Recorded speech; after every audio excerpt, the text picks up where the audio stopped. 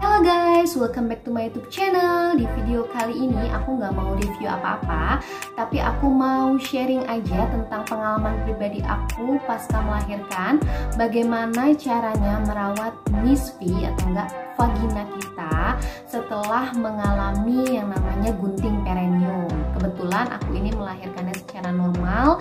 Jadi bagaimana cara perawatan ala aku? Makanya jangan lupa untuk ditonton video ini sampai habis. Tapi kalau misalkan menurut kalian nggak apa-apa, di skip aja. Dan kalau misalkan video ini bermanfaat untuk kalian, jangan lupa untuk share video ini kemanapun kalian mau. Dan jangan lupa untuk subscribe, like, dan komen video aku agar channel aku semakin berkembang. So langsung aja, check this out.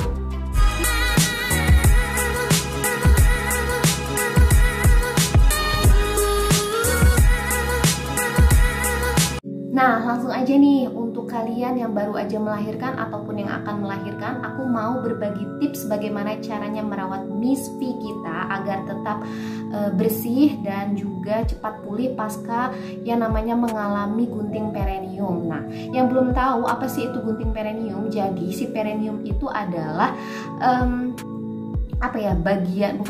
jadi antara si perineum itu tuh antara misfi kita dan lubang anus kita gitu. Jadi kalau misalkan melahirkan secara normal, terus kalau misalkan misfi kita nggak cukup, makanya nanti dokternya akan gunting namanya daerah perineum kita itu. Nah, gimana cara perawatannya? Pasti takut-takut dong ya, apalagi kalau misalkan mom newbie, jadi yang baru-baru melahirkan pasti takut dan ngerasa nyeri. Aduh, gimana nih caranya nih mau ngebersihin daerah kewanitaan kita nih pasca melahirkan. Nah, di sini aku mau sharing aja. Yang pertama yaitu jangan takut. Sebenarnya itu sebenarnya cuma mindset kita aja guys. Jadi kalau misalkan mau buang air kecil ataupun buang air besar, nggak apa-apa, lakukan seperti biasa aja gitu kan.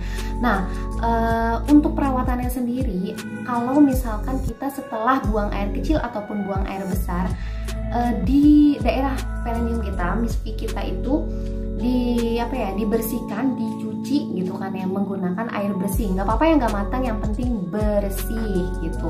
Nah, gimana caranya kita membersihkan si vagina kita?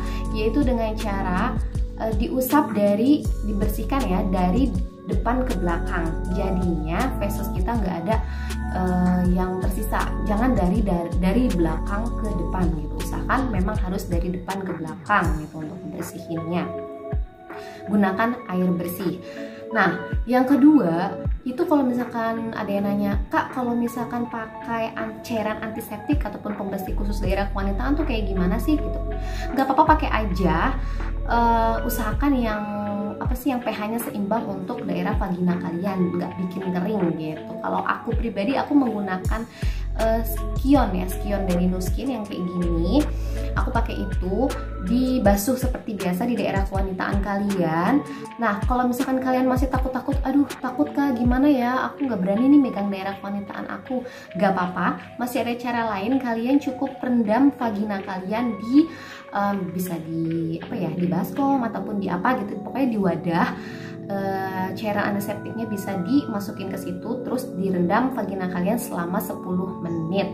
Nah, setelah dicuci atau enggak dibersihin gitu kan ya, bahasa kasarnya mah setelah cebok gitu ya. Setelah itu dibersihkan dengan menggunakan handuk yang halus. Kalau misalkan mau pakai tisu boleh, pokoknya apapun dibersihkan dengan menggunakan bahan yang halus. Gak perlu digusuk-gusuk, tapi cukup ditap gitu aja. Nah, setelah itu pokoknya usahakan daerah kewanitaan kita itu setelah kita membersihkannya itu jangan sampai lembab. Gimana sih cara jaga sampai lembabnya itu? Nah, jadi setelah kita ngebersihin nih, setelah dibersihin pakai air gitu kan, setelah buang air kecil, buang air besar gitu kan. Nah, dibersihin pakai handuk yang bersih. Setelah itu jangan gunakan pembalut yang sama lagi. Jadi ganti pembalut kalian dengan menggunakan pembalut yang baru. ya, jangan gunakan yang sama lagi karena itu kan udah lembab ya, udah kotor. Kalau misalkan sayang-sayang nih kalau vagina kalian sudah bersih gitu kan, terus masih pakai si pembalut yang bekas tadi, jadi kan tetap aja sama aja bohong dong kita ngebersihin itu. Nah, jadi ganti pembalutnya dengan menggunakan pembalut yang baru. Dan aku kasih note di sini kalau misalkan nifas itu untuk ganti pembalutnya itu usahakan minimal 3 jam sekali ya.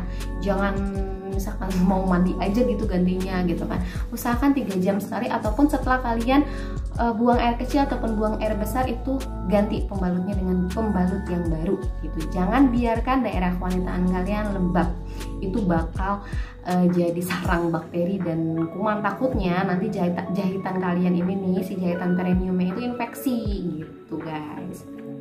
Nah, yang selanjutnya adalah setelah kita ganti pembalut gitu kan ya, kalian bisa langsung minum obat anti nyeri. Biasanya dokter atau bidan gitu kan ya, setelah kalian melahirkan itu akan memberikan kalian yang namanya painkiller anti nyeri yang untuk jahitan si perineumnya itu. Nah, digunakan kalau misalkan dikasih obat olesnya boleh pakai itu, ataupun ada obat minumnya diminum aja, pokoknya diminum ataupun dilakukan sesuai dengan anjuran dokter gitu.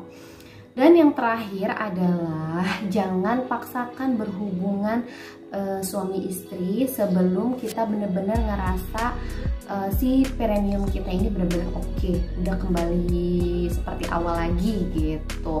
Kalau aku pribadi sih paling aman itu 2 bulan setelah melahirkan lah ya, kalian baru bisa boleh berhubungan suami istri lagi gitu. Jadi jangan dipaksain bener-bener untuk ngelakuin hal kayak gitu kalau misalkan kalian ngerasa diri kalian sendiri belum pulih maksimal gitu kan. Takutnya nanti ada apa-apa kita nggak tahu, malah semakin bahaya gitu guys. Jadinya sebenarnya dari aku tuh tipsnya gampang aja.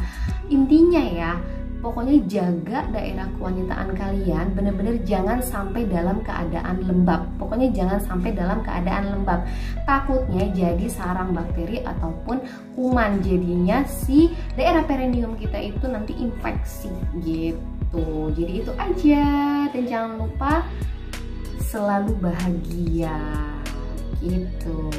Oke, thank you for watching. See you on next video. Makasih banget yang udah subscribe channel aku sampai sekarang ini gitu kan. Udah deh gitu aja. Dadah.